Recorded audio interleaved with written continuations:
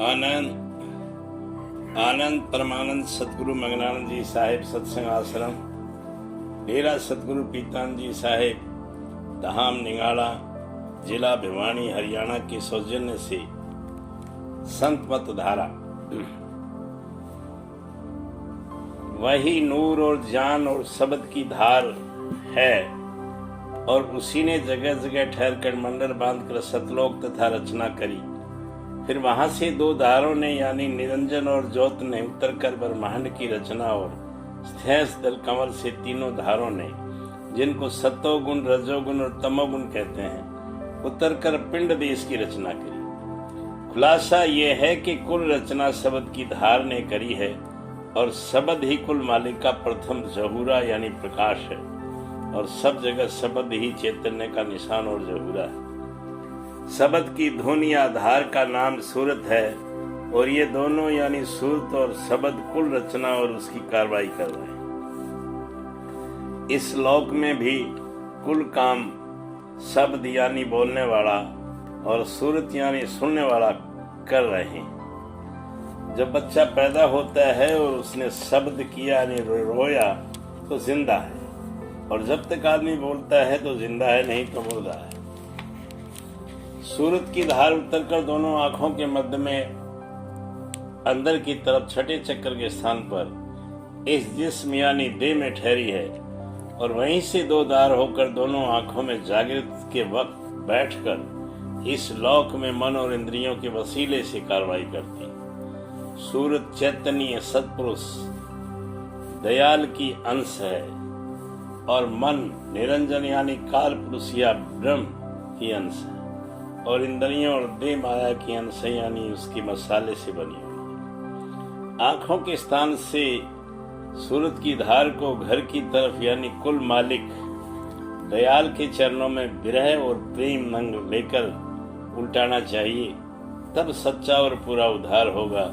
इस कार्रवाई का नाम सच्चा परमार्थ है। इसे उल्टाने को सूरत शब्द का अभ्यास कहते हैं, और असली मतलब संत मत का यही है कि जीव यानी सूरत को जो सत्पुरुष दयाल के चरणों में जुगान जुग से जुदा हो गई है, और यहाँ देह और मन और इंद्रियों का संग करके दुख सुख भोग रही है, फिर उल्टा कर उसकी निज घर में जो महाप्रेम और महा आनंद का आदि भंडार है, और जहाँ काल क्लेश और माया का बीज भी नहीं है पहुँचना, ताकि अमर राजा और महासुखी हो जाए, और जन्म मरण और देहियों के दुख सुख के क्लेश से उसका हमेशा को बचाव हो जाए। कुल रचना के 3 दर्जे हैं। पहला निर्मल चैतन्य देश, और इसी को संत देश और दयाल देश कहते हैं। यहाँ माया बिल्कुल नहीं है, और इस सबब से ये देश अमर और अजर और महासुख और परमानंद का भंडार है।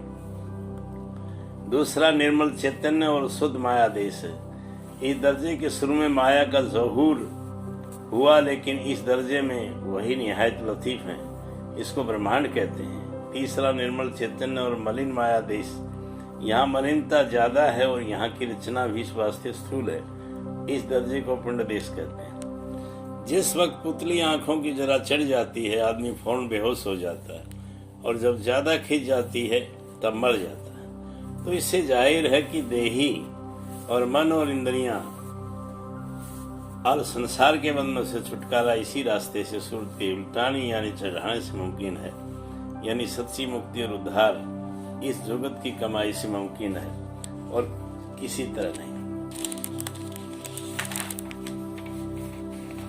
जिस कदर बाहर मुख करनी परमार्थ के नाम से और मतों में जारी है, वह असल में मुक्ति का साधन नहीं है, बल्कि सब भ्रम है। और जो कोई साधन प्राणों के साथ या किसी और धार के साथ चढ़ाई का है, पहले तो ऐसा कठिन है कि किसी से बन नहीं सकता, और जो किसी बिरले जीव से बन भी गया वह अभ्यासी माया के घेर से बाहर नहीं जाएगा, क्योंकि स्वाय शब्द की धार के और सब धारें जिस कदर की हैं वे ब्रह्मांड से जारी हुई हैं, यानी जहाँ से कि माया का ज़हूर होकर माया और चैतन्य से मिलकर रचना करी है। इस सबब से जो कोई इन धारों पर सवार होकर चलेगा वह माया के घेर में रहेगा, और देह के बंधनों और जन्म मरण से इसका छुटकारा नहीं होगा। माया स्रोत चैतन्य की धार का खोल और गिलाफ हो रहा है, यानी जिस कदर माया में सूक्ष्म और स्थूल वगैरह दर्जे हैं उसी कदर गिलाफ सूरत पर चढ़े हुए हैं, और यही गिलाफ या खोल देही कहलाते हैं।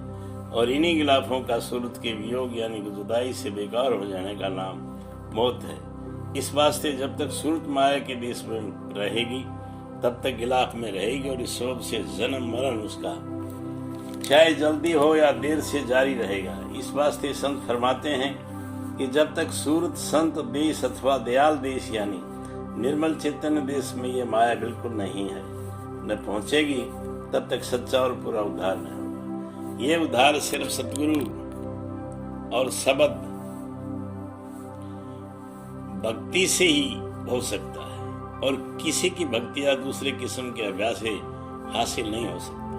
संत मुक्त के अभ्यासी को प्रेम और शौक के साथ करनी शुरू करना मुनासिब है, क्योंकि बगैर प्रेम और शौक के अभ्यास में आसानी नहीं होगी और जैसा चाहिए रस भी नहीं आएगा। हर एक आदमी को चाहे औरत हो या मर्द वास्ते अपने सच्चे और पूरे उद्धार के सूरत शब्द का अभ्यास करना जरूर है और मुनासिब है। इसी को सच्चा परमार्थ कहते हैं। बाकी जिस कदर बाहर मुख पूजा और अभ्यास है, जिसका अंतर से सिलसिला नहीं लगा हुआ, वह भ्रम है। उसी से जीव का सच्चा और पूरा कल्याण नहीं होगा।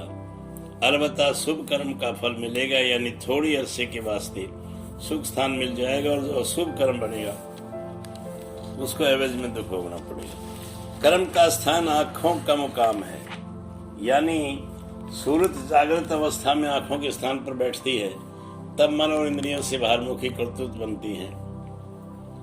और संत फरमाते हैं कि जैसे बने जीव को चाहिए कि भक्ति और अभ्यास करके आंखों के स्थान से आहिस्ता आहिस्ता सरकता जावे, यानी ऊपर और अंदर की तरफ चलना शुरू करे, तो जिस कदर चाल चलेगी उस कदर कर्म थकता और घटता जाएगा, और रफ्ता रफ्ता एक दिन ये जीव निकर्म हो जाएगा। संतों ने कर्म की दो किस्म करी हैं, एक जो इस जीव की जात यानी आपसे ताल्लुक रखती है, और दूसरा जिसका ताल्लुक औरों के साथ व्यवहार में है।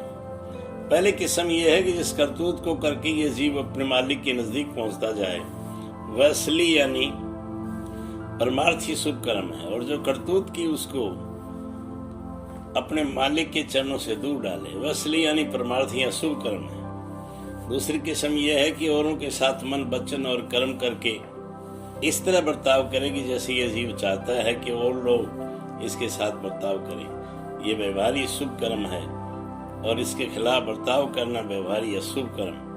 परमार्थी जीवों का मुनासिब है कि ऊपर के कायदे के मुआफिक अपनी जाति और व्यवहारी कर्म का दुरुस्ती से बर्ताव करें। और मतों में बाहरमुखी कर्म का बहुत विस्तार किया है। सबब इसका यह है कि सच्चे और कुल मालिक की भक्ति की रीति और महिमा उनको मालूम नहीं हुई, और न सूरत शब्द अभ्यास की खबर हुई कि जिससे जीव बहुत जल्द कर्म के घेर से निकलकर अपने निज घर की तरफ जा सकता। और जो कर्मों के बखड़े में पड़ा रहा, तो चाहे उसी से व्यवहार शुभ कर्म बने या अशुभ, उसका हिसाब काल और माया के संग कभी बेबाक नहीं हो सकता।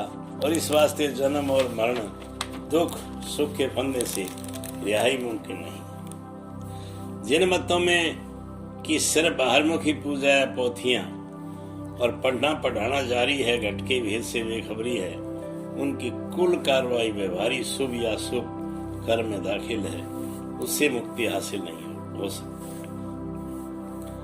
आनंद आनंद।